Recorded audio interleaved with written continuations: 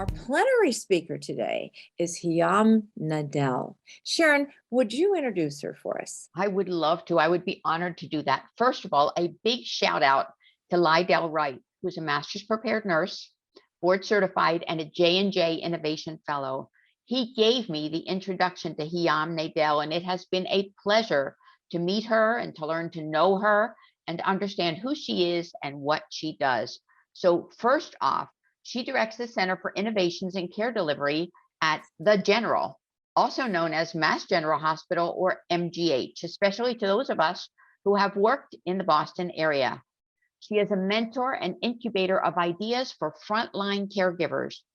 Think about how many times as a frontline caregiver, you have thought of something that is a, quote, great idea, that if only somebody would take it and run with it, what would that mean? Hiam is an inaugural J&J Innovation Fellow, and she is involved in Innovation Design Excellence Awards, IDEA, a grant program that awards funding each year to 2 nurses with innovative ideas. Wouldn't you like to apply for one of those grants? Please join me with a really warm welcome. Put those hands together for Hiam Nadal. Thank you, Welcome. Sharon. Thank you, Sharon, and thank you, Candy. That was a wonderful introduction. First, I want to say to everybody, I am so happy to be here speaking to you today about one of my favorite topics, which is innovation. So what I hope to accomplish is, one, to define what do we really mean by innovation? And why should we use innovation as a means of solving health and healthcare problems? And then I'll tell you about the programs that we actually put into Mass General Hospital to not only elicit, but also help them develop their ideas. And then finally, we will have a few takeaways and learnings from both programs. And although I could talk about this all day long, we'll be giving you a general overview, but I'm always happy to talk in more detail, and you can reach me at LinkedIn. So the first thing is, so what do we actually mean by innovation? And a lot of people roll their eyes when you start to tell them about innovation. People say, oh, here we go again. Oh, think out of the box. Let's do something different. But really nobody understands what innovation is. And the definition that I like the best is the application of creativity or problem solving, but has to result in a widely adopted strategy, product, or service that meets the needs in a new and different way. And I want to highlight new and different way. Innovations are about improvement in quality, cost, effectiveness, efficiency, and again, I would like to add, is also not a burden to frontline caregivers. Mm-hmm. So it's at the very core, it's about solving problems, but it is in the way we solve the problems that differentiates innovation. Again, using creativity, doing a little bit of risk-taking, and utilizing design thinking and human-centered design. Oh no, another concept I should define for you. So what is design thinking and human-centered design? You have to ask yourself, who am I designing or solving the problem for? And that's it. And then you really learn to live with that person, understand how they make decisions, what their desires and needs and wants are. And that's called empathy. And is it a 5-stage process, the design thinking? So once you have identified the end user, you can really design or identify the real problem, because we're not making the assumptions, right? The problem is really coming from understanding that end user. And then we can now ideate and come up with solutions and innovate. And then we can develop the process, the prototype, the strategy, go ahead and test it, and very quickly just keep making that better and better. So it's quite a fast process. So that's what human-centered design is. And then the next question is, why should we do innovation in health and healthcare? So currently, solutions right now are just typically one-offs. Innovation is lost. Every health system, whether you're in a hospital, a community center, is all trying to solve the same problems over and over repeatedly. So all that innovation gets done in silo. And nurses, physicians, allied health don't really see themselves as innovators. So we need to change that. But with innovation, we can generate those prototypes and solutions, and we can test those solutions in weeks or months instead of years. Now, we're not talking about bench science or drug development, that takes years. So we also in healthcare understand what patients and clinicians really need better than anyone else. We also have the capacity to bring together interdisciplinary teams. We bring in patients. I'm always at the patient advocacy meetings and saying, I have this theory. Is this a problem to you? Is that right? Or here's a solution we have. What are your thoughts about it? And they love to give you their opinion. So it's really powerful when you involve everyone to the table. We can also test and de-risk solutions very quickly than any other industry. So for example, if you have a startup or an industry player that has equipment or whatever their product is, they need to get to people. They need to get to their end user. They need to get to the hospital system, to patients. We have all that at our fingertips. So we can really drive innovation in a much faster way. So why are we looking at nurse innovation? Although our program is open to all frontline caregivers, we are really deliberately trying to bring nurses to the table. And the reason for that is, if you think about it, Dr. Terry Richmond from UPenn says every product and process that touches a patient goes through a nurse. Every product and process that touches a patient goes through the nurse. And that is accurate. Nurses are, yes, we are at the bedside, but we're also at school nursing, politics, community health, and one nurse can have all of those specialties under her belt. So we have to bring nurses to the table to innovate. Additionally, there are 19 million nurses worldwide and 4 million just in the United States. So we are the biggest healthcare workforce. Again, that is why we should be at the table. Additionally, the status quo is no longer an option. So I'm going to tell you a little story about a company you may be familiar with called Netflix. So prior to Netflix, we had Blockbuster Video.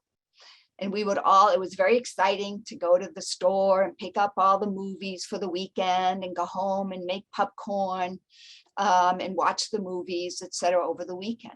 And this little company, Netflix, came along and questioned that status quo and said, why do people actually have to go to a place to get their movies? What if we delivered the movies to them? And that's how Netflix started. And what Blockbuster did was just build more, to compete, was build more brick and mortar places. And that was their status quo.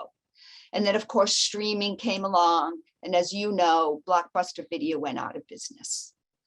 And that's not too far-fetched for healthcare. So we really need to think about that.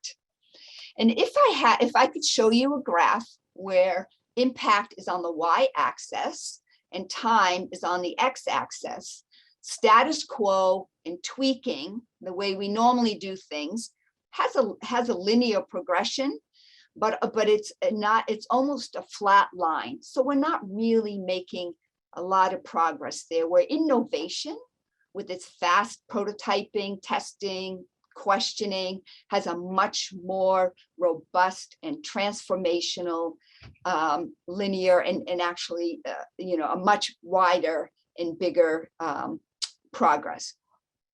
And that's why we have to think about innovation. So let's think about what's happening in the healthcare industry today. Our industry is being redefined. There are new entrants. Think about IBM Watson Health. Think about Amazon. Think about Apple. Think about CVS Health. They're really changing the competitive landscape and redefining the value exchange. Care models are being disrupted. innovation in value-based models that make healthcare easier, more affordable, more human, are redefining patient expectations. Consider the minute clinics, consider Teladoc, Boy, One Medical, Iora Health, and I'm sure you have many examples as well. And then patients and community needs are also evolving. Many patients are looking for care closer to home, virtual health, care at home. We have hospital at home now. And the younger generation really isn't as loyal to their physician as it used to be. I watched my young daughter who was choosing classes for college, and she would go onto her phone and she would see all the feedback about that professor. And she would say, no, bad feedback, I'm not going. And I think that's where we're heading as well in healthcare. We need more than ever to improve access. We all know this, especially to primary care and behavioral health. So we must take bold action ourselves as healthcare providers to play a leading role in helping patients live better lives. And I believe that this can be done with innovation as one piece of the puzzle. So that's all good and dandy. We have a bunch of ideas, but really, as you know, implementation can kill any great idea. So what are we doing at Mass General? So about 4 years ago, we started the IDEA grants. And these were, as Sharon had mentioned, they were given to 2 nurses per year to develop their ideas. So what we did in the first couple of years is we just sent out an email and said, give us your pain points and tell us your solution. And by the way, here's the application. And we did get about 30 the first year, about 20. And all the proposal had to align with at least one of the 4 pillars at Mass General: patient care, research, education, and community. And I had to be very deliberate because this was a new center and we were trying to pave the path forward for all the frontline caregivers. So I was really deliberate in what we decided to advance, what ideas we decided to advance. My other end user was the hospital and hospital leadership. So we went after solutions that address central line infections, patient falls, hospital-acquired infections and pressure injuries as a first go around to really develop the credibility so that we can continue with the program. But it always bothered me that we have 8,500 staff, but only 20 or 30 were really putting in their applications. And so during the pandemic, we did a lot of reflection, everything halted. Of course, we were all on the front lines doing clinical work. And it was time to really self-reflect on the program. And so we partnered with the Health Transformation Lab at Mass General, which has been a beautiful thing, in addition to the Harvard Business School Laboratory for Innovation Science. And they had developed a proprietary platform that was very easy to use. So we can open it up to all 8,500 people to put in their pain points and tell us about their solutions. We really, really decreased as many barriers as possible. So anybody on any shift could do it at any time. We gave them 4 weeks to do this. And this gave an opportunity for all staff at all levels. So we democratized the process. So we wanted to really push ideas over titles. And also we were hoping to really infuse a fun way to infuse the culture with an innovation mindset and highlight how transformative ideas can come from anyone at any time. And so the Etherdome was also, it was called the Etherdome, and the Etherdome, as many of you know, is where the first anesthetic was given during surgery. And so they've memorialized that operating room. And it was exciting. So the Etherdome Challenge has 4 rounds. And the first round was just give us your idea and submission. The second round was all 8,500 people could go back in and vote for the best idea. So it's all coming from the front lines. And we are now in round 3. The applications of all the top voted ideas have been invited to submit a full application, and we will be announcing the winners in December. So what did we get? So compared to 20 applications in the past, we received 225 ideas and 16,000 votes, because we also worried people were so burnt out, so busy. Were we going to get engagement from the front line? And as you can see from those numbers, we sure did. And what's beautiful about this platform, it also allowed us to look at what roles were submitting ideas, what was their ethnic background, you know, what was their average tenure of staffing. We found out that people felt comfortable when they were about 2 years into their tenure, but really young and very new staff didn't feel as comfortable. So, you know, these are learnings that we can take and better ourselves for the next time. So that's what we do internally, but we can't solve all healthcare problems internally. So we have set up what we call the Innovation Subcommittee, and that paves the way for startups and industry to collaborate with us in a more robust and efficient way. And this is fairly new, but so far our work and progress has been incredibly successful. Industry is always looking to partner with healthcare workers and things like that. Also, people will say to me in the audience, okay, so what can I do? How can I learn innovation? There's also a lot that you can join. There are classes around design thinking, because that is the way we should be solving every problem. I'm also involved in the Johnson & Johnson, Microsoft, and Sonciel Nurse Hack for Health. And those are free.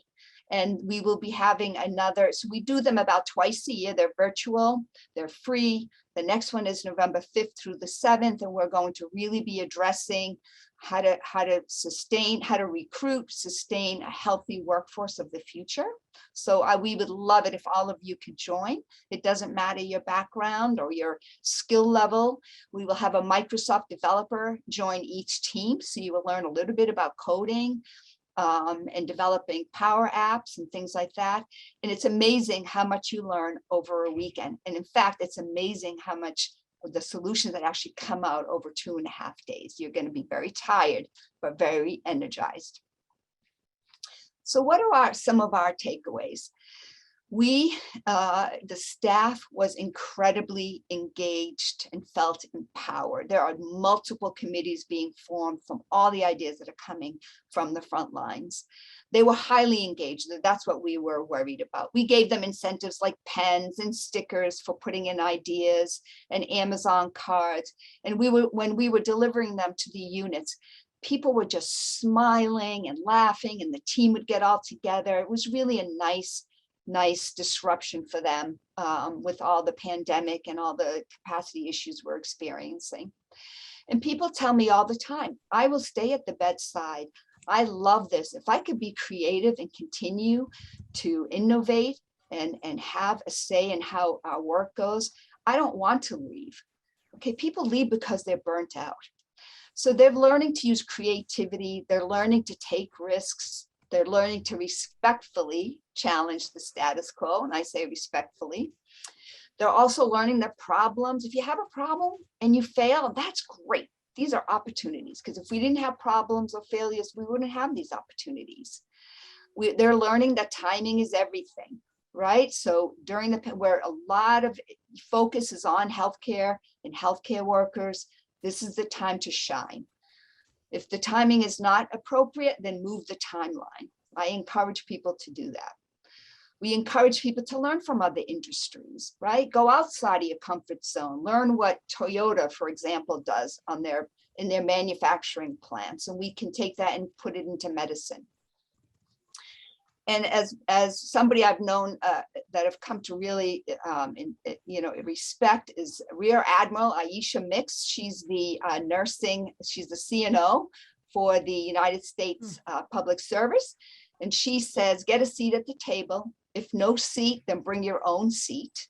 And if there's no table, go ahead and create it. I just love that. And so, and remember, have confidence in yourselves. You really have a lot of solutions to give. And that is it for my discussion today. I want to give you a big thank you. Wonderful. Thank you so much. That was just awesome. Let's give a round of applause, please, please, please, for our first speaker today. That was so exciting. Yeah. Let's hear those applause. You know, what's amazing is how much we just learned from you. I liked your focus on new design thinking. Who am I solving the problem for? Who is my end user? Ideas over titles. And that massive increase in submissions for the awards, plus Fantastic. enhancing eligibility and votes. How exciting is that? Yes. Right now, because I know you've enthused everyone out there, everyone who's already thinking about what is my big idea and how can I share it? It's time for our audience to ask a question specific to what Hiyam just said, and Chad will read them out. So go ahead and put your comments, your questions into that chat box. In the meantime, Hiyam's journey is of special interest to us. You know, I worked with preemies and their UVC and UAC catheter lines as an infusion professional for so many years. And I know that you came from the OB space, right, Candy? Oh, yes, yes, indeed. Hiyam and I hadn't talked about this, but I did L&D for 7 years. And then, of course, I have more than 20 years in the NICU. I remember before we had PICC lines and all we had were UVC, UAC, and the problems that we were seeing, it was like going through mud to get, when we had ideas, it was so difficult to get our ideas out and about. So I definitely have a few comments, but I'll let you start, Sharon. Well, I want to make sure that we don't ignore any questions that we already have in the chat. So Chad, do you see anything right there that we can start with, or should we get started? Okay, we'll spur the interest and we'll get it started. You know, Candy, you mentioned the UAC catheters. My very, very favorite gentleman was a man by the name of George Lopez when I worked in San Antonio, Texas, and he developed the best UAC catheter I've ever seen in his garage. Like a lot of newer cars. Brought it to the hospital. One of the battery cables is typically part of the main wiring. Chad. Okay. So you have to pull apart the main wiring harness. Chad? That's why it's expensive.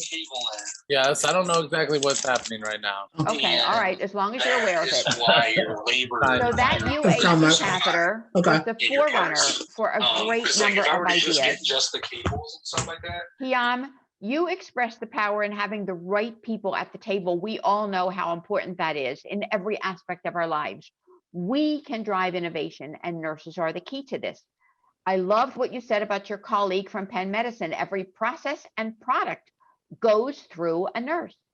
You talked about new entries into the market, and everyone wants to be in the healthcare space today.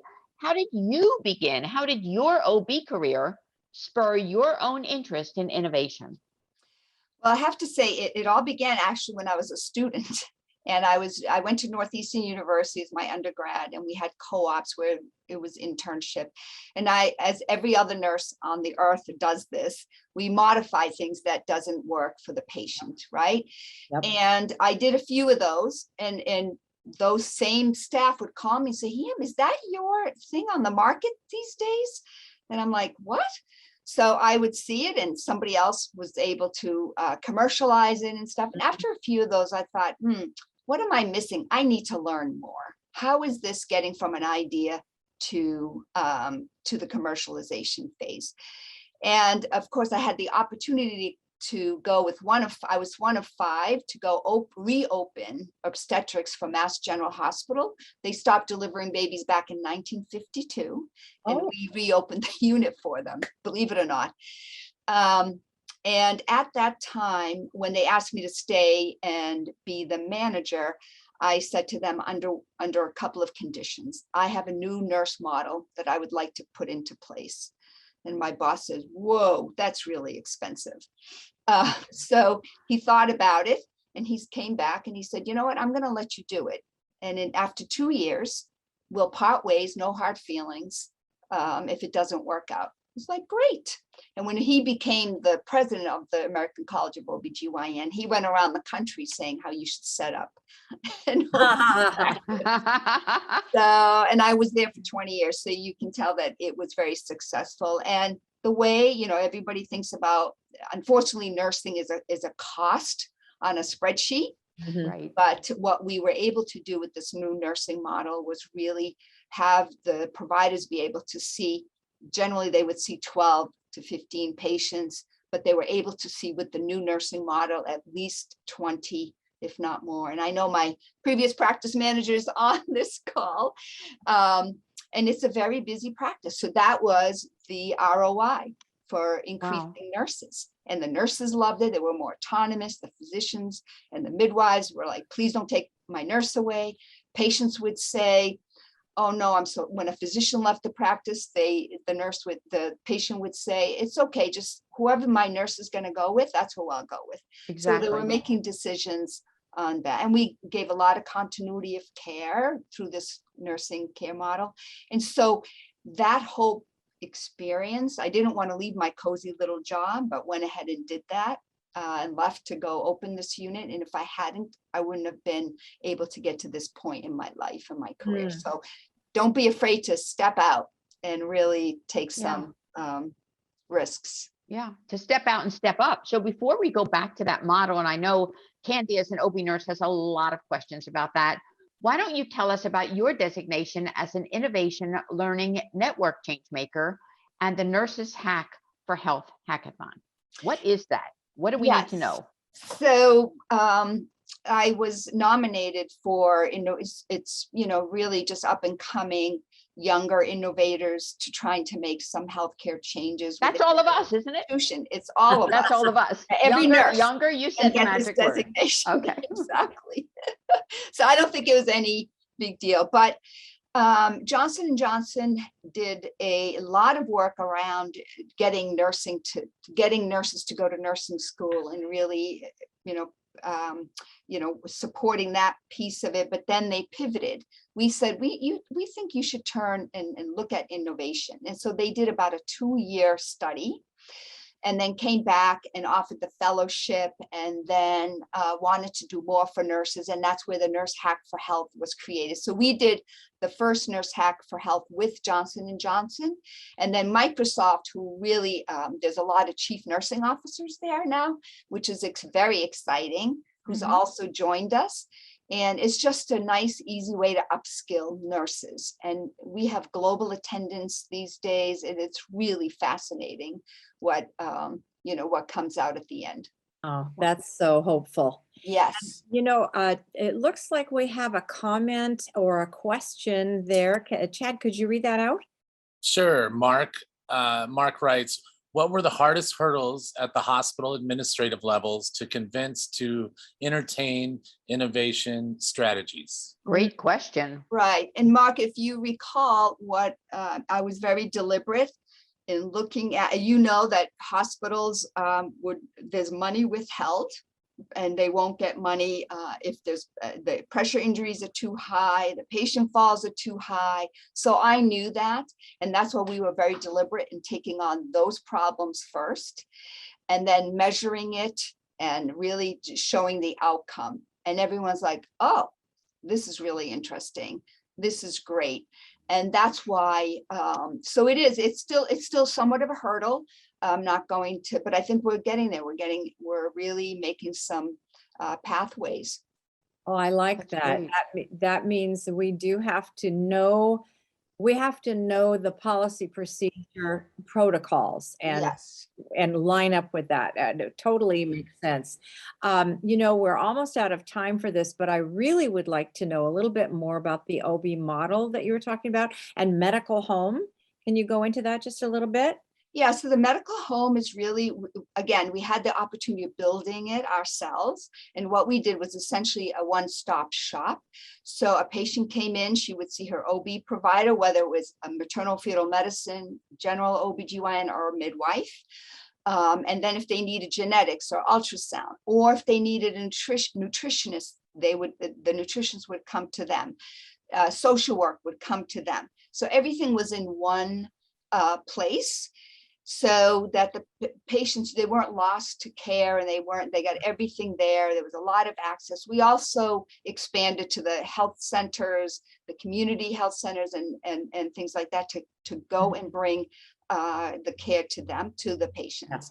Yeah, In that terms makes, of the, yeah, and in terms of the nurse model, the physician and midwife were either seeing patients on the main campus and having to go to the health center, they're being on call. And so we really worried about who was the continuity of care for those patients. And that's where the nurse model came in. So they would see patients along with their providers. So they would do a lot of prep work before the patient came in to make sure everything was in place and they're getting all their testing. They would see the patients along with their provider. Then they would do all the follow-up and all the phone calls and all of that. And so it really, I'm going to knock on wood, just really not much fell through the cracks and things like that.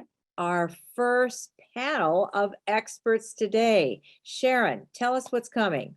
Absolutely. Our first panel is focused on values and voice. I'd like to introduce two advocates for values and giving voice to the patient and to the nurse, Joe Tai and Terry Dreer, both of whom are published authors and speak to the issues. So let me tell you first about Terry. I've known her for many, many years because I lived in Chicago for 30 years, and that's where we first met. Terry is a former ICU nurse who turned professional RN patient advocate.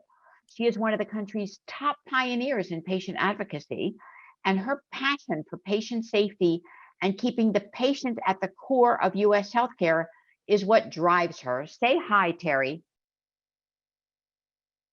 Let's see. Are you Is your muted, mic open? Terry? It says I'm unable to start the video. Uh-oh.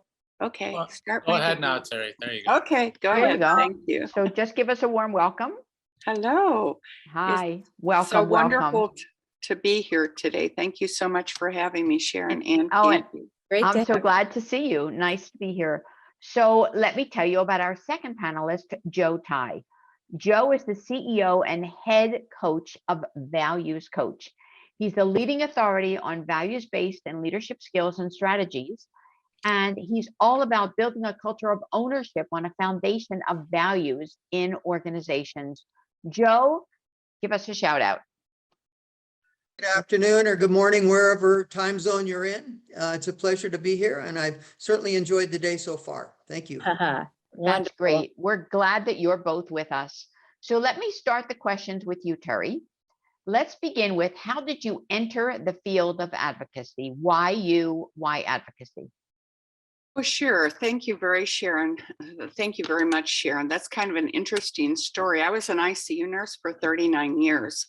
And in 2008 through 12, I started seeing a lot of the changes in the hospital as hospitals were getting ready for the Affordable Care Act. And I saw that doctors and nurses were spending much more time with documentation. I started to notice assessment changes being missed and near catastrophic events in the intensive care unit. And I remember saying to my nurse manager, I said, I don't think this is going to be good for patients when doctors and nurses are being taken away from the bedside. And it was frustrating for everybody. And I'm not blaming anybody. It's just the way healthcare is right now at all. And I became more and more disgruntled. I was one of those kids that always wanted to be a nurse, never wanted to be anything else.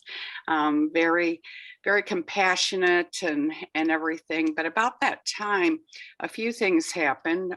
We had a family crisis that caused me to really have my eyes open to what families were going through in the new world of healthcare. There was a lot of fragmentation, silos in communication, and my father-in-law was very critically ill for 6 weeks in intensive care 5 times, actually had to bring him back from the Caribbean to the US. And if I wasn't there, he probably would have died. I remember the night I brought him back to the US, I was so relieved, and having the ER doctor tell me that he was going to send him home on sub-Q Lovenox after he had clotted off his IVC filter. And I stood up and said, no, that's not going to happen. And I was just doing my normal nurse in the family kind of thing, but it was a very emotional time for all of us. And shortly after I went back to work, I strongly advocated for a patient that was having a lot of complications from surgery. And to make a long story short, I was almost fired. And at that time, I thought, well, if this is how healthcare is changing, I really can't ethically, morally, physically or emotionally really work in this environment. So I started my own private professional patient advocacy business. And that was 2011. The industry of private professional advocacy really began formally in 2008.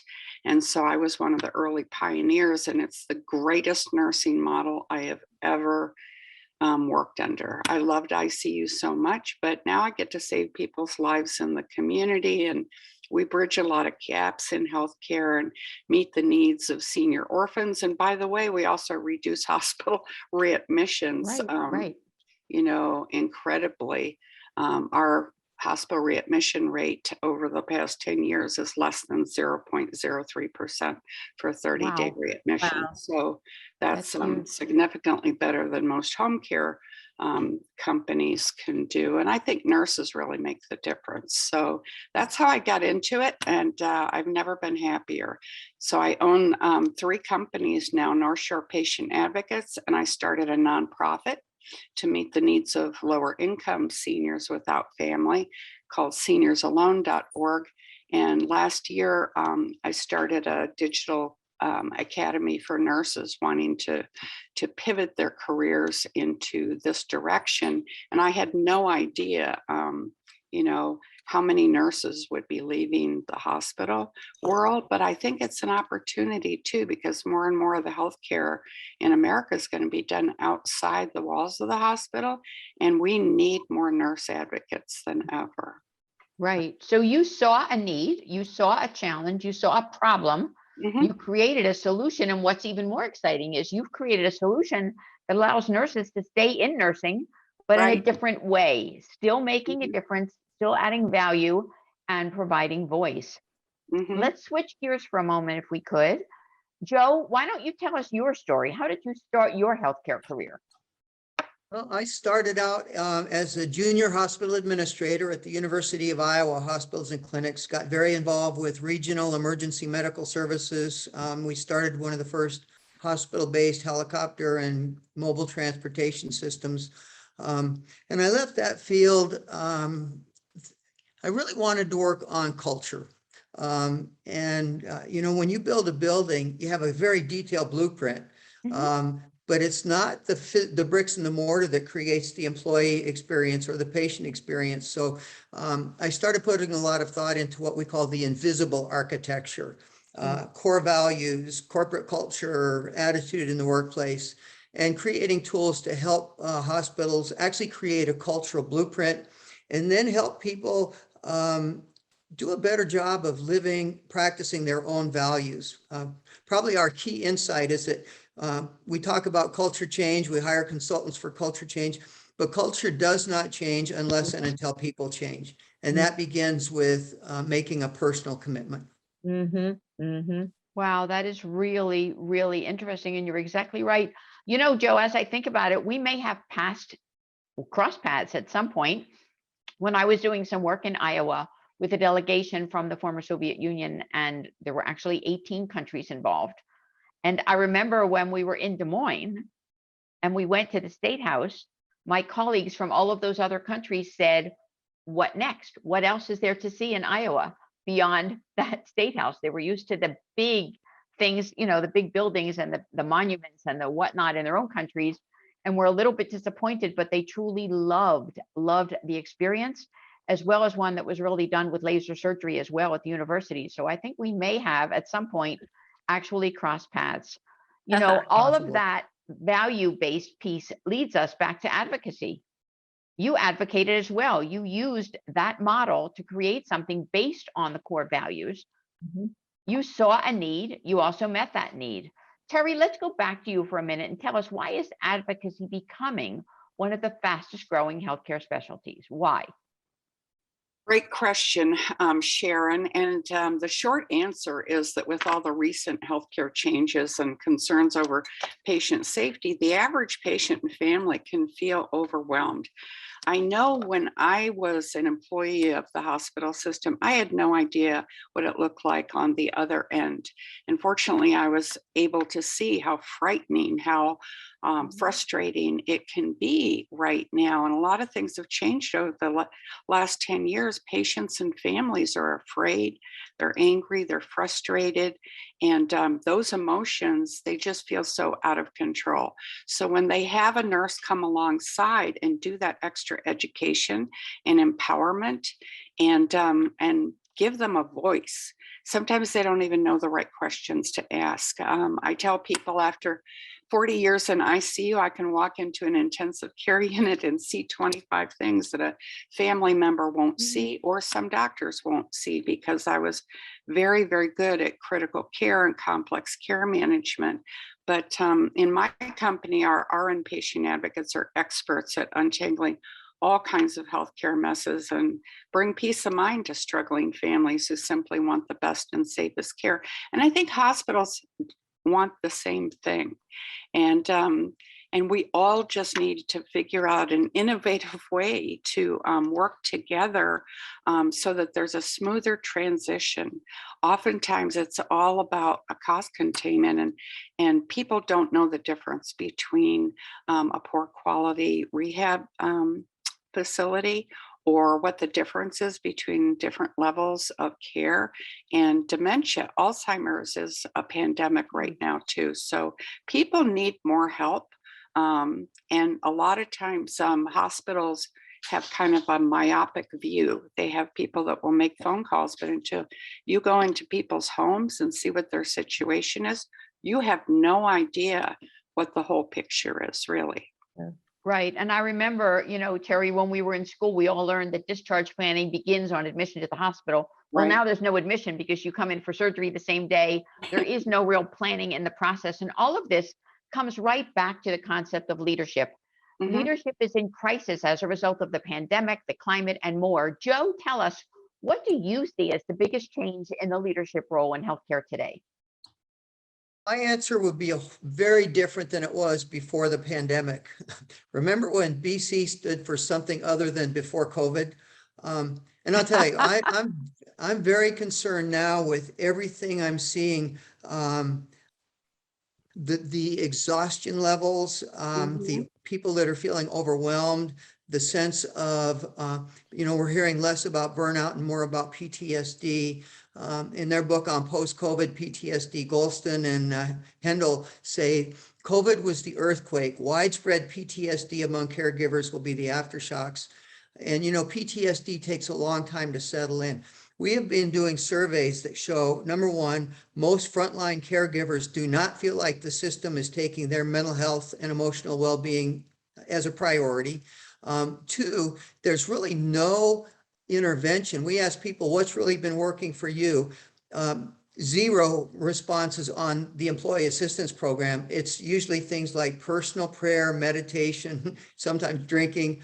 And I think to what Hyam was talking about earlier, we need to be much more innovative when it comes to how do we support our caregivers? How do we support our middle managers, who I think are being overlooked now and are being seriously overwhelmed? And so, you two both contributed to our Stay Strong for Us project. That's not something I would have even had on my radar before COVID.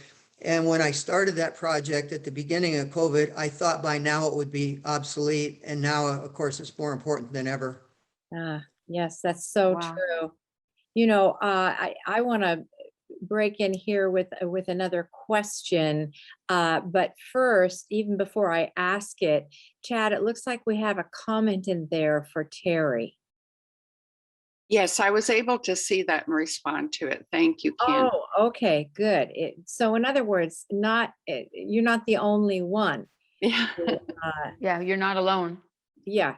Oh, we could all, I'm sure many of us have those sorts of stories. But Terry, my question for you is, now speaking to the family, or even those of us in healthcare who have not yet had to advocate for family, and I think the older you get, the more often it happens, but still, let's talk about people outside of healthcare. What what do you tell people? What are the signs or the indications to look for that you know you need an advocate, you know, in terms of timing? Well, quite simply, I think it's just that feeling in your gut that things aren't right. That maybe you're hearing different things from different specialists. One doctor's saying one thing, another is saying another thing, and you're overwhelmed with the emotion of having a family member in a serious healthcare condition. And quite often, hospital care managers, bless their hearts, they are just so overworked right now that sometimes families will just get a piece of paper one day with about 40 different options for post-hospital care. And they say, go ahead and pick one because he has to leave tomorrow. Well, nobody can make a rational decision about that if you've never had any training in how to evaluate a long-term care facility, a rehab facility. And there's such a difference out there right now with the different facilities. So it's just that gut instinct, though, really, Candy. If you feel like something's not right, you might be well advised to call in an expert. And that's what we are. We're experts in community care management and patient advocacy. And our tagline is, it's like having a nurse in the family. And that's why I love it. That's great. Yeah. That's And fabulous. just to let everybody know, both Terry and Joe are going to be in the roundtables later on today. I know that there are a lot of people who want to ask you questions, which, you know, we have a couple of minutes. Let's ask our audience. If you have a question for Terry or Joe, you can state it in just one sentence. Go ahead and put that in the chat. And meanwhile, while we're waiting for that, I'd like to ask Joe another question. Referring back to your book, which came out during the pandemic called Stay Strong for Us, tell us about what happened that inspired you to create it. When you woke up and you said, this is what I need to do. And what I don't think there was not a one-time incident. It was just hearing from the hospitals we work with, hearing from caregivers that I kept hearing words like unsustainable, hopelessness, despair. And I think we need a bifocal approach, an innovative approach to caregiver mental health and emotional well-being. The problems that existed pre-COVID, widespread burnout, staffing shortages, they've all been exaggerated by COVID. And those are going to take long-term responses, changes in the system, significant changes in the system. But we also have now short-term, people just exhausted. You know, I can't do another 14-hour shift. So we need a Band-Aid. You know, Band-Aids stop the bleeding and prevent infection. And down the road, we need surgery and antibiotics to help fix the system. And we need to do both. But I'm not seeing enough Band-Aid right now. So that's why I did the Stay Strong for Us project and things like Everyday Courage for Extraordinary Times. I do want to mention, I had a family urgency come up this morning that I'm going to have to deal with this afternoon. So I will not be on the roundtable, but be very happy to answer any questions by email or LinkedIn. And I know a great advocate for you. Well, this needs to be an advocate for a very beloved family pet who's probably in his last day or so here. I'm so I need to sorry. be home. Oh, good Okay. luck. Our family Thank you. members too, near and dear to us. They Yeah. are. Yeah, they really Dumpster's are. a very special guy. Yeah. Well, we're sorry to hear that, but I know that people will be in touch with you because they're really fascinated by what you said and what you've done. I was glad to hear that it wasn't a single aha moment, that it was a process, and that you again saw a need and responded to that process. And Candy and I, as we said, we're really proud to be involved in that great book. It's pretty amazing. Yes, and I very much appreciate you being a part of it. well, people should know it's you've made it free, haven't you, Joe? Yeah. It's a free ebook. It's at staystrongforus.com. It's beautifully designed. There are more than 100 messages in it. It's a great sort of thing if you're doing staff huddles to have somebody pick Read a from it. story and say something about it. One of my favorites, aside from you two, one of my very favorites, Terry Churchill is a nurse manager in Australia, Tracy Churchill, and she submitted an essay called A World Without You in It. And as I read about so many people who are leaving healthcare or planning to leave healthcare, I want to read all of them to what would a world without you in it look like in healthcare? There would be less compassion, there would be less empathy, certainly less care. And I think we need to do everything we can to revitalize the spirits, the energy of the people who are in healthcare today. Because we're, as one article put it, we could be sleepwalking into a mental health crisis. Yeah. Yeah. Thank you for sharing that one particular story that was so moving. The other thing, Joe, that I found really awesome were the graphics. Yeah. Yeah. Each of them told a story on its own. Right. Yeah. I That can't was take great. credit for that. We had a professional designer put it all together, and it really did come out in a gorgeous ebook. Yeah, it is beautiful. And it is something that everyone should certainly see. Well, thank you, Joe, for that. We really appreciate it. Thank you. Terry, Joe, that was a great panel. That really was a great add-on to the information that Hiyam gave us initially, and allow us to really key into that concept of values and voice. How important are they? All right, let's have a slide up that shows our next two panelists. And this particular panel, here we go.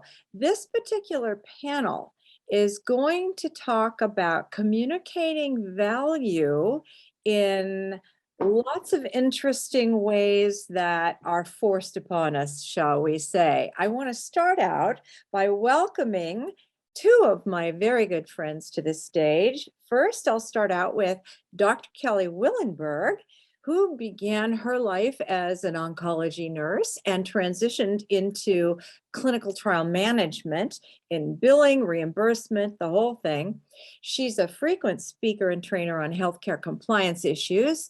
She's an author, editor, blogger. She serves on the board of directors for an interesting association, the Healthcare Compliance Association. If quality is your bag, you need to get in with the HCCA. And say hello, Kelly. Good afternoon, everyone. Hi, nice to be you. here. Thank you for having me, Candy and Sharon. Absolutely. And also another one of my great friends, let me introduce Dr. Susan Aquisto. She's been a nurse exec for over 30 years in many different roles, including executive leadership, healthcare operations, I should say, quality improvement, regulatory, corporate compliance. Again, a person who's done so many different jobs. And that's because her expertise is in developing and implementing strategic goals on both the macro and the micro levels, which seems to be a kind of a theme today. So say hi to us, Sue. Oh, you're muted, Sue. You're muted. Yeah, I know. It's such fun. Are you able to unmute, Sue? Chad, can you unmute Sue? There she is. There she is. I was trying to unmute. It wouldn't let me unmute. Ah! Nice to be here. Thank you. Thank you, Candy and Sharon, for inviting me.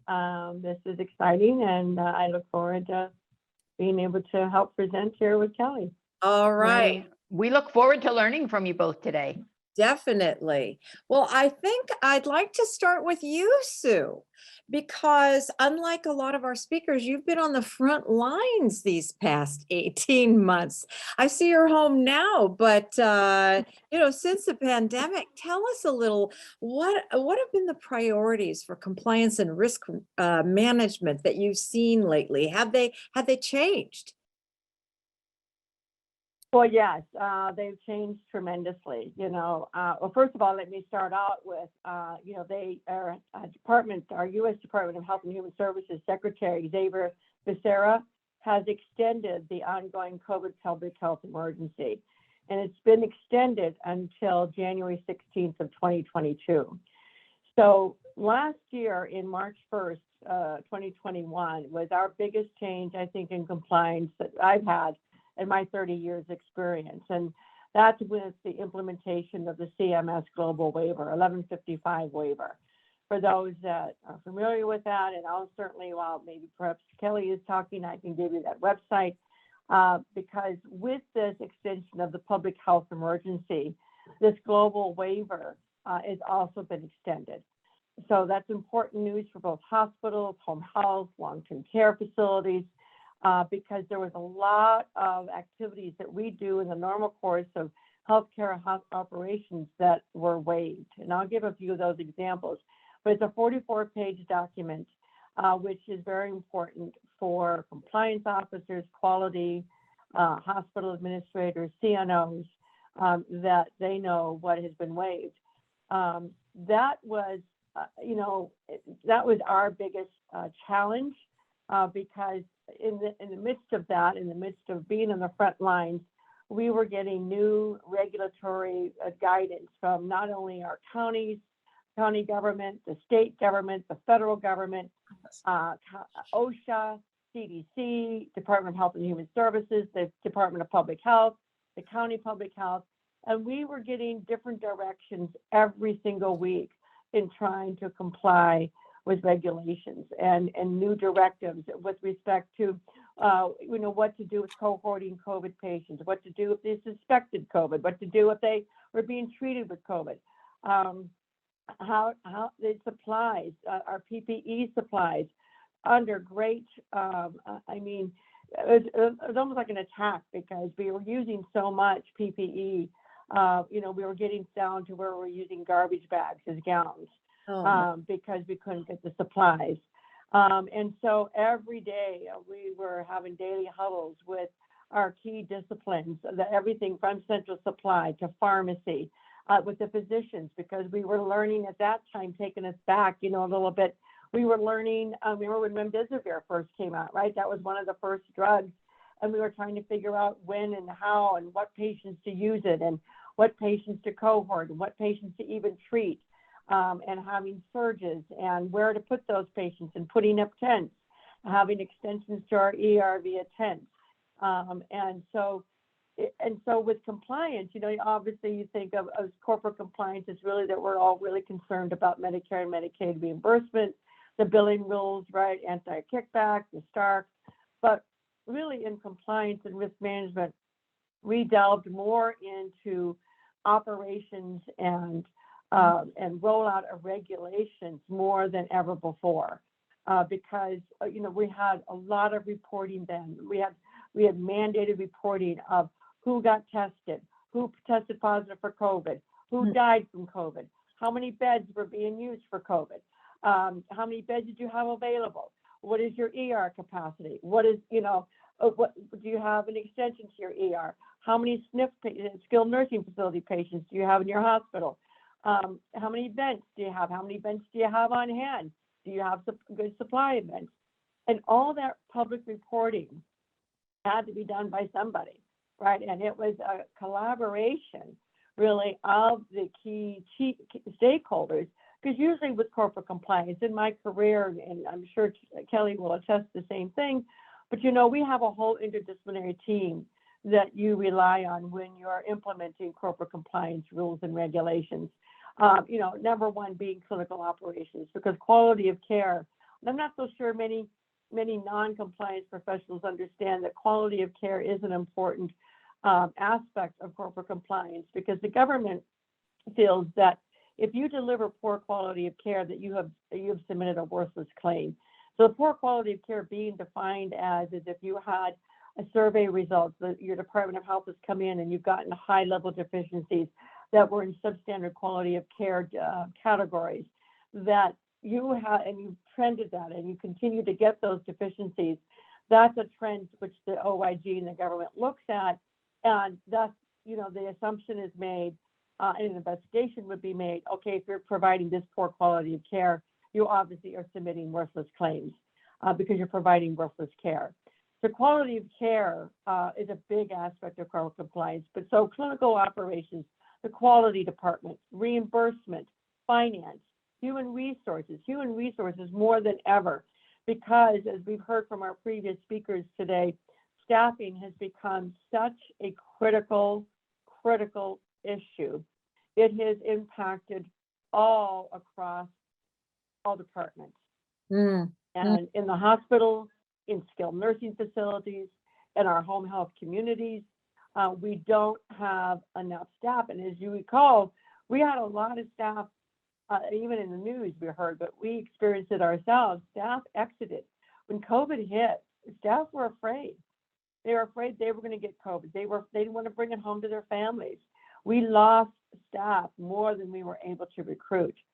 And so staffing became a critical indicator for us to be working with our HR and what kind of agencies and staffing can we achieve, and then the competencies of that agency staff, and were they competent to care for our patients in the COVID units, the competency in utilizing the PPE, the competency in with all of the skills that you need, the infection control. Infection control became such a huge focus for all sectors of our industry that now even in long-term care, never before, they have now mandated that you hire and will have a full-time infection control practitioner. It used to be that the director of staff development would have the education portion, but also take on infection control as well. That is totally changed now. You will be mandated. And we still, now even still, as our priorities, still, even though, we're not having the surges, at least in pockets, perhaps a little bit, but we still have counties that are over the 5% threshold. And so they are still considered a high-risk county. And then, of course, visitors, and we've had, many policies, procedures, everything from how to test visitors, how to let visitors in, to how can, patients even be grouped together, cohorted, and so forth. And so it's really been continued. We continue to have updates from our Department of Health, updates from the CDC. We now have President Biden's path for rolling out, for dealing with the pandemic, right? The mandated vaccinations. The staff now that don't want the vaccinations, right? We're dealing with that now. We have staff that are opposed, right? And so then we have special, we have to make special accommodations of testing twice a week. And even to our state here in California, if they're not vaccinated, they're not allowed to work. Yeah. Well, They're not allowed to work. honest. And so it's even more contributing to our staffing crisis.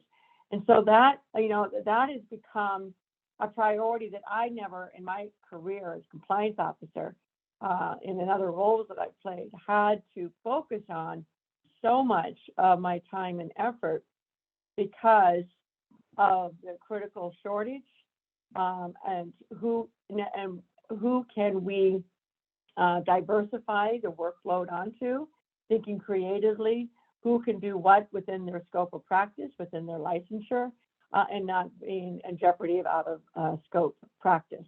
Exactly. So that's really been, our priorities.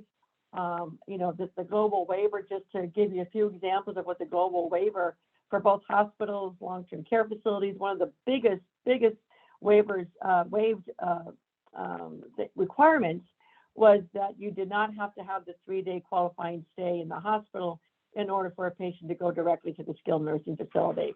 Huge. That's across the country. So no matter what state you're in, everyone, it waived the fact that that patient did not have to stay in the hospital 3 days in order to qualify to be transferred to skilled nursing.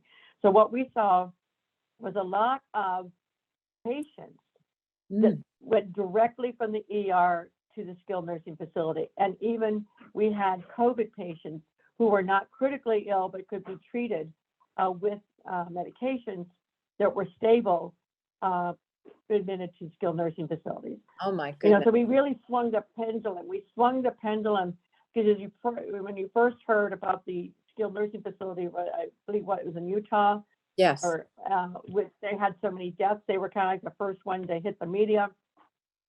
Well, skilled nursing facility and the whole industry has undergone tremendous pressure, tremendous changes, tremendous regulatory scrutiny to make sure that they've not done that they have proper protocols, proper PPE, proper the vaccination, the testing, the point of care testing. We even have to get down to the finite level of, are we now doing point of care testing at the facility level? That alters your CLIA waiver, Oh, yeah. right? Even for your hospitals and long-term care facilities, if you're going to do point of care testing for COVID in your facility, that affects your CLIA waiver, and you need to add that to your CLIA waiver. Well, So it's been lots of changes. it sounds like Pandora's box was opened up and everything changed. I know it's been a lot on your plate. Kelly, everybody knows that these compliance rules and regulations are often misunderstood because, well, they're foisted upon us, just exactly like what Kelly was just saying. What are your thoughts? Is compliance really adding value, or is it just a big pain in the neck? Well, I would say that some individuals at sites think that it is a big pain in the neck. I usually get, well, compliance and legal and internal audit are our enemies. But I think, to Sue's point, over the past 18 months, I think the interesting thing with compliance in healthcare right now has been the need to be nimble, be quick, be flexible. And to Sue's point, there were so many changes so fast that I believe that a lot of sites really, truly just reacted. And now they're going back and they're starting to assess, okay, we have rules, we have policies, we have procedures, and just the agencies alone that pivoted, overnight, CMS and adding the waiver, the new codes and the waivers that came, and all the unknowns with doing COVID trials. There were a lot of compliance areas that, they saw the positivity of having a compliance officer or a research compliance officer in some instances, because those were the people that were there, almost maneuvering this new map that was, handed to us. It was almost like I had one site tell me they handed us a map and put a blindfold on us and said, figure out how to stay compliant. Oh, wow. And, compliance, you have to have compliance. If you're in healthcare, if you're doing clinical trial research, which is what I do every day, compliance is an overlay. So, is it value added? Yes. Do we need compliance? Absolutely. With the agencies alone that Sue mentioned, and you add on top, the Office of Inspector General, the enforcement agencies, CMS, the FDA, it is going to be a very interesting couple of years now, because I think there's going to definitely be some auditing, some reviews. There's sites that are going back and going, oh, what did we do with that COVID trial? We opened it one morning and pulled an ER doctor that had never done research, and he was the PI. That happened over the last 18 months. Mm-hmm. And I think that's where we've got to go back and consider the fact that now we might have some enforcement, and we might have some auditing, some monitoring, some reviews, because we did move a little bit too quickly, I believe. Mm-hmm. Well, that reminds me of a conversation that we had on your podcast, the Kelly to the Core, so cute, about communication. You want to talk about how do we best communicate what we need to communicate with value in times like these?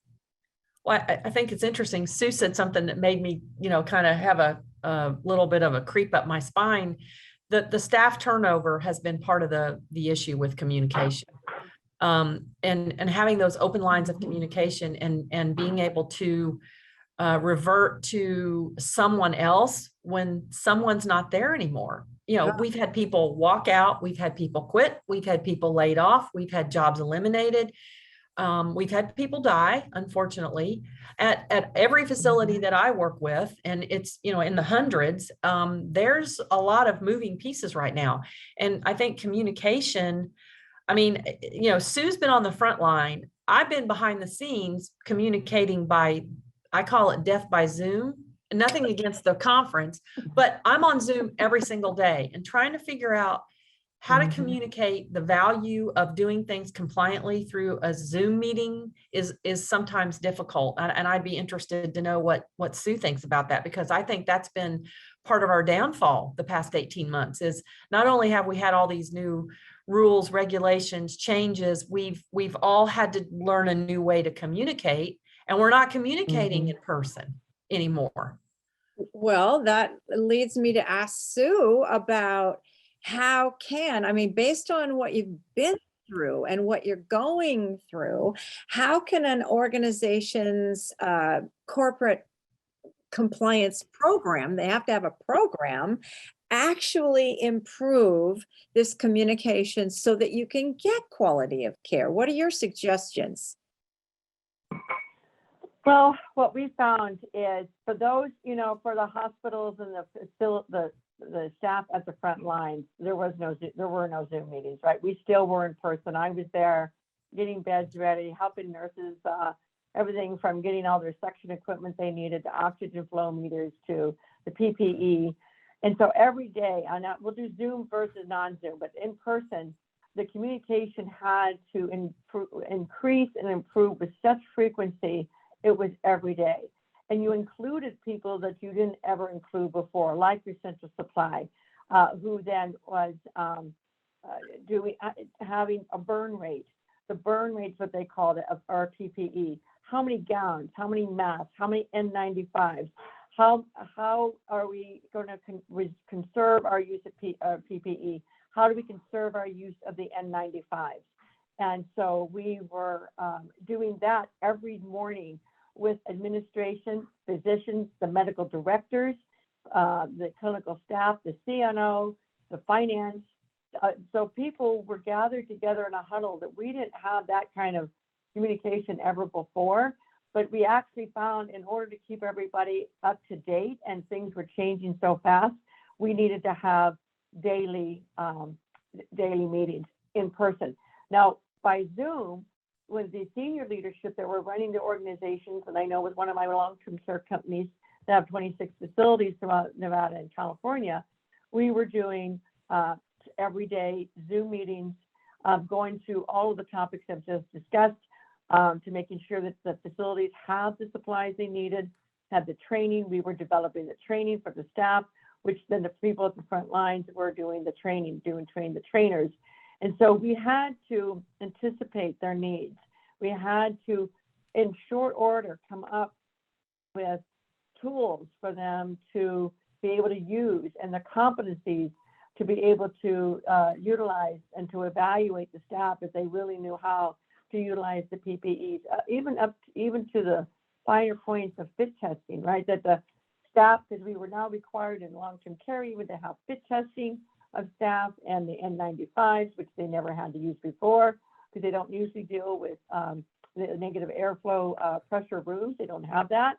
But, you know, we were making negative airflow rooms all over the hospital, and we had to use N95s, you know, to which we got a shortage, and we were storing them in brown paper bags so we could use them. And we were following CDC guidance to use the N95s for a week. And storing them in our brown bags with our names on them. Wow. So it really, you know, so the front lines really, you know, got the brunt with respect to the time that it increased to care for a patient, because the donning and doffing of all of that PPE for between each and every time they cared for those patients and new patients, each and every one of those patients that they had, if they had 4, 5, 6 patients, that took a lot more time. So their assignments had to be greatly reduced as well. Normally on a med-surg or telemetry, we've got a 1 to 5 or 1 to 6 ratio, 1 nurse to 6. we had to cut that down, even to 3 and 4, because the PPE donning and doffing was taking so much time, they couldn't get to all the needs of the patient. Oh, my goodness. So their communication to us, in helping them to evaluate what kind of staff did you need in order to care for these patients. I think certainly the communication, I think the biggest thing for value add was the interprofessional communication between all the departments, whether it be pharmacy, nursing, central supply, physicians needing to be there, right there with us, knowing what the requirements were for isolation. When they came in to visit the patient, full PPE for them, right? They had to learn too. They were on a learning curve, even as to what the treatments were for COVID. So everybody was on this huge learning curve and learning and implementing as fast as we possibly could. So I really, I think that's how the front line played a role in quality of care and of course, attending the training, implementing what was trained, fulfilling the competencies, communicating with senior leadership, what their needs were. And of course, then they had families, right? They had families that they had to deal with on the phone that were so scared because they couldn't come in to see their loved ones. And we still have visitation restrictions, at least in California. We still have visitation restrictions. We have to show proof of vaccination. If not, that you need to be tested. Do we have adequate testing supplies to test all the visitors that want to come in? Only one visitor at a time. You can only do for a certain time limit. So, there's still a lot of restrictions that the front lines have to do in order to provide quality of care. And so I think that, bottom line, it comes down to communication and helping our front lines with tools that they need and anticipating their needs. Well, you know what, that communication, that's what really kept the compliance accountable and people responsible, because they were trying to figure out how to comply with all the regulations. They were thinking about the strategy of the facility, the whatever area they worked in, and their business objectives, but keeping the patients safe and ensuring that they could meet compliance. Without that communication, it could have been a very grave situation for some of these hospitals. And communication was probably one of the, I think Sue's right. I think sites have figured out how to communicate. They're communicating differently. Right. You're And muted, frequency, the frequency had to improve, and who you included. I think frequency, who you included, those were the two things that we had to do to help our front lines provide the care that they needed. I think it actually created a bigger picture of who's on your team. There are so many people contributing to that end process, to the goal. Yeah, absolutely. Sharon, did you have a question?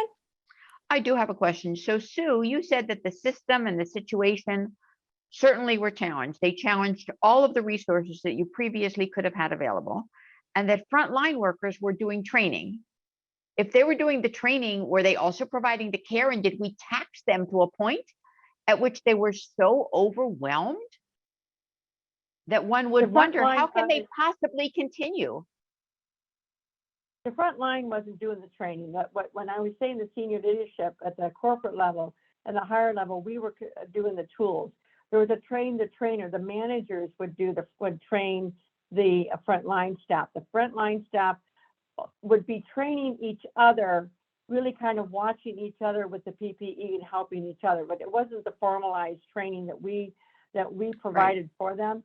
The managers, it rolled from senior leadership to managers, trained the staff, and in the staff we had what we would do to help the frontline staff is we had like a PPE buddy. And the PPE buddy was somebody that just went around. That's all they did all day long. They helped reinforce the donning and doffing of the PPE for the frontline staff. So the frontline staff wasn't doing the training. They had to provide the care. We were trying to provide the resources of training and the PPE buddy to help them, because just because you get trained doesn't mean you learn it, right? Exactly. Training doesn't always guarantee learning. Yeah. And so the demonstration the return demonstration was not just a one-time return demonstration competencies we're kind of used to, right? It was competency skill labs and all of that. Right. It had to be, because it was so complicated and so fast and changing all the time, we had to have PPE buddies that would rotate, and that's all they did, is Wow. help staff with Right. donning and doffing. Yeah, Correct. thank you for clarifying that. That's really an important piece. I think that, yes, we all understand that the pandemic has transformed exactly how we look at healthcare and what we've had to accommodate and do over the past 18 to 24 months or so. We talked a lot about frontline workers. So this question is for you, Sue. Absent a pandemic, what role does a frontline staff member play in compliance? Well, thank you, Sharon. The role they play, as I kind of mentioned a little bit earlier, is the whole quality of care, and how we prove that in compliance, right, is through documentation of care. Because if our care outcomes, right, are poor, then we're providing worthless care. And so in that, the frontline workers, through the leadership, there's a leadership direction, a good system, which is good policy and procedures, being able to follow and knowing the policies and procedures, attending the training, and then the fourth component is auditing. And you have staff that are assigned in their clinical ladder levels. They have auditing functions, they'll have training functions within their accelerated clinical ladder, for whatever level they are. But that is absent the pandemic. The quality of care and the outcomes is one of the key important things that frontline staff can do for compliance, so that we can prove to the government and to our patients, obviously, that we provide quality care for which we build that service to provide that care. Right. Thus ending up with a clean claim. When I worked in the clinical space full time, we always said, if it's not documented, it's not been done. And you just reinforced that. It still holds true. Yeah. If it's not documented, it's not done. It's not been done. Example. Yeah, I'll give you an example. Please. Our state surveyors, as well as a legal case that I was involved in as an expert, the documentation on they call the point of care was not done for, and they didn't do it. I mean, this care was being provided, but it wasn't documented, such as turning or the bathing every day, or the showering, like how often they needed to shower. This is in long-term care, the case I'm speaking of. And with big holes in the documentation, the staff and the facility and the company was charged with abuse and neglect because of the outcome and the documentation.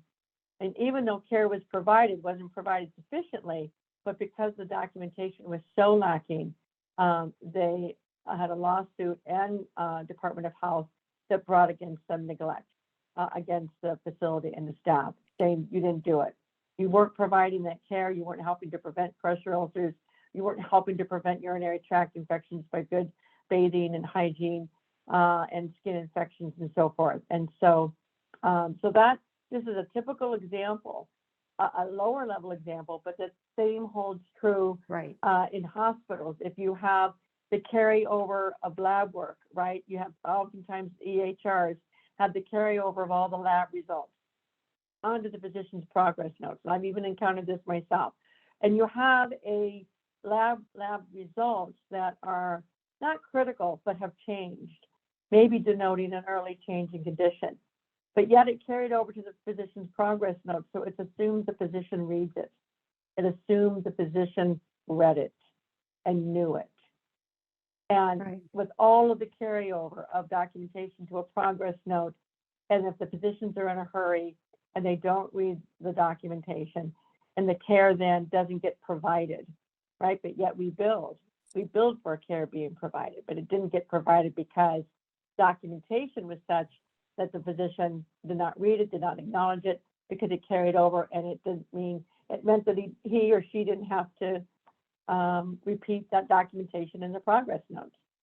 Wow. You know, I think to Kelly's point, I think we heard earlier in our earlier speakers, I was with the advocate.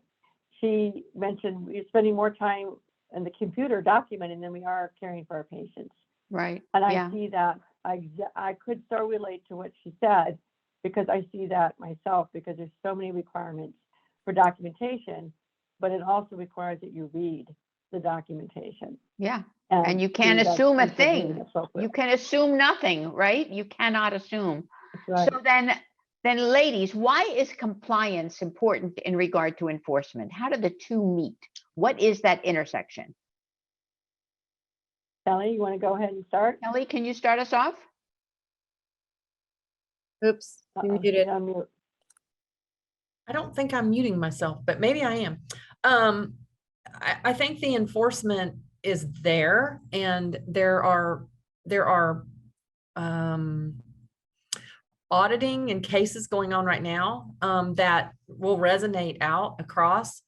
And by not following compliance rules, you have a more of a chance to be audited by an enforcement agency. I think the problem right now is we've got situations where we could potentially have in research whistleblowers who think they've gotten disgruntled with the hospital, and they think, well, they're not doing it exactly correctly.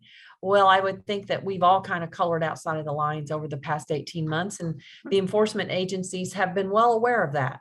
Are they going to disregard and let us be, I consider it loosey-goosey forever? No, absolutely not. I think they are going to start going back and looking at some of the COVID clinical trials that we've seen, open and accrue quickly. There are sites that are under FDA audits right now of some of the drugs that came out as investigational expanded use, expanded access during COVID. And I think people thought that might not happen, but enforcement is there, and we have to live within compliance. What we got to go back and do now is assess how we did things, learn from our mistakes, and make corrections for a process improvement moving forward. So in the next emergency, hopefully it's not a pandemic, your site is ready and is able to keep moving and function, because a lot of sites found themselves kind of at a, all balls in the air. They didn't know what to do. And you've got to look at the personnel and how people are working and where we go with compliance in the future. I mean, we've got sites. I mean, there's a couple people on this call that I know they're totally remote in healthcare compliance now. I'd say 5 years ago, that was not really heard of. So there's a change. It's a pivotal change. And I think we've all got to come together and realize that we need each other in healthcare, and we have to listen to each other and respect that we've all been through a really rough time, and figure out what we need to do in the future.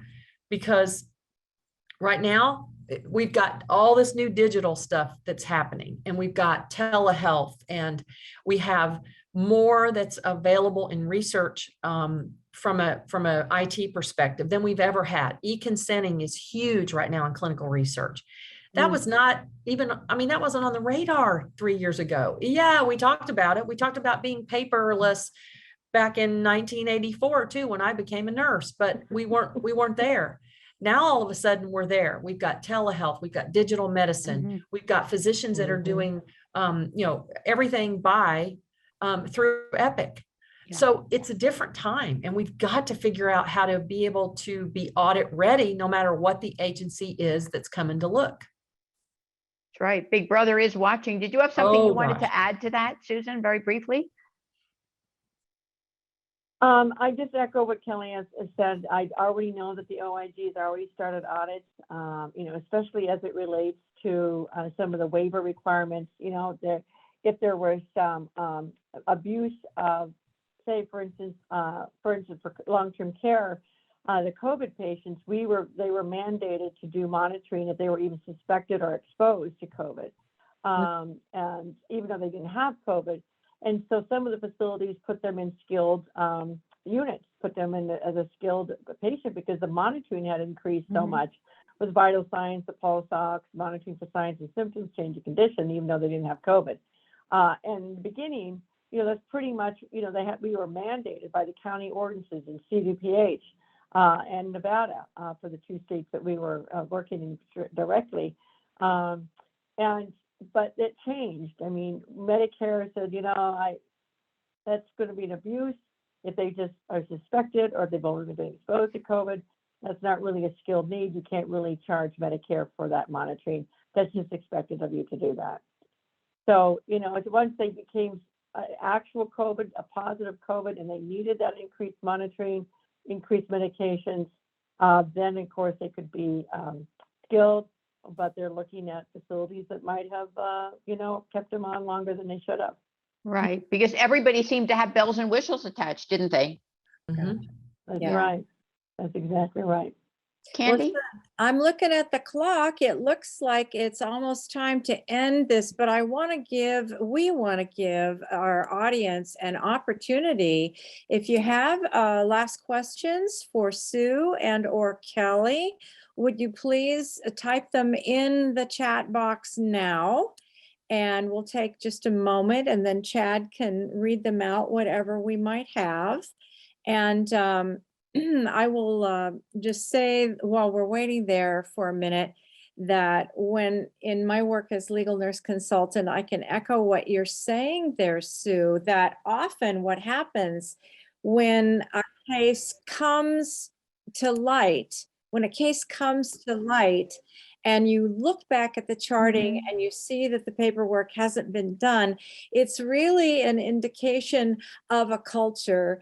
And maybe it's because people are just so overworked, or because there's not been an oversight by management either.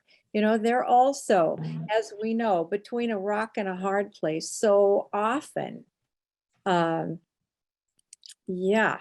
You're absolutely right, Candy. And, I think as we look at any issue, right, as I find with any problem, but it's pandemic, whether it's compliance or regulatory compliance, you've got to look at the leadership. How strong is the leadership to enforce the systems? And do you have strong systems, strong policy and procedures that guide and direct the staff's practice?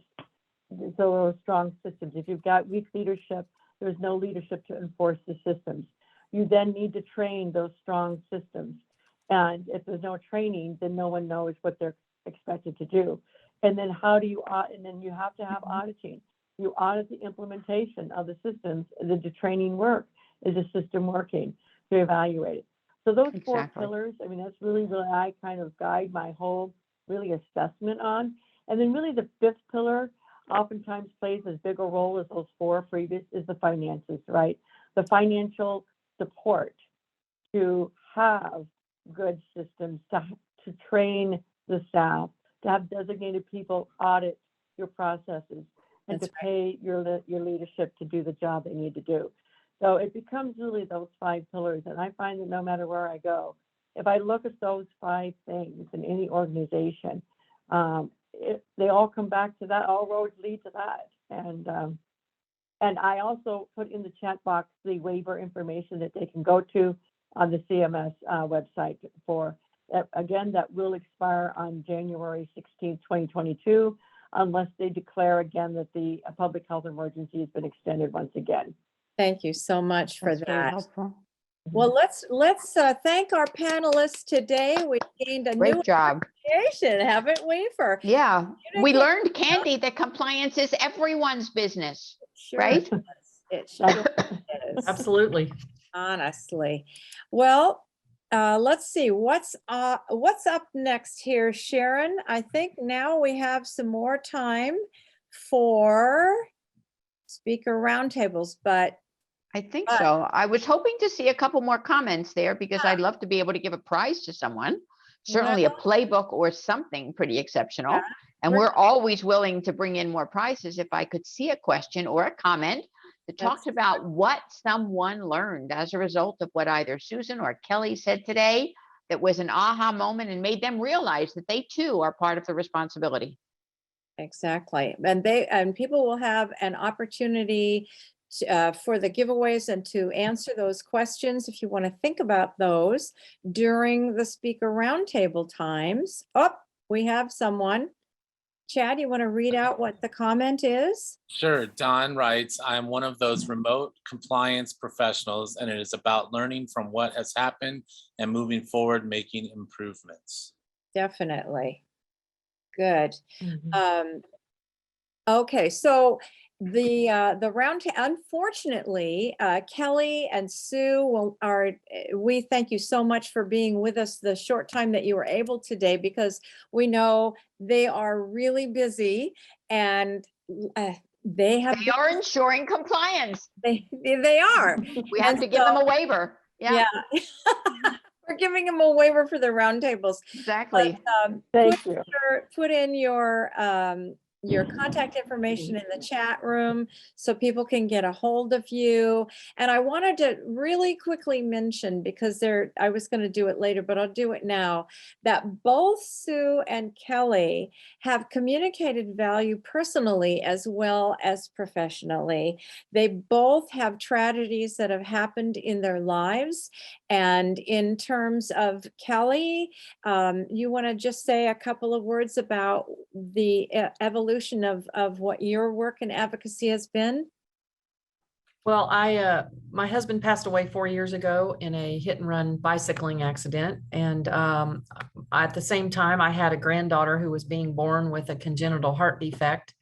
And so to turn something into new, besides donating organs, I founded a endowment fund at Prisma Health, which is the Dale A. Willenberg Congenital Heart Endowment Fund. And it's going to help with a camp next summer for kids like my granddaughter, Adelie, and bring them together and let them learn together and work together as people alike, with a zipper, as my granddaughter calls it, with her family. So my husband would be very proud to see what we've been able to do in the 4.5 years he's been gone.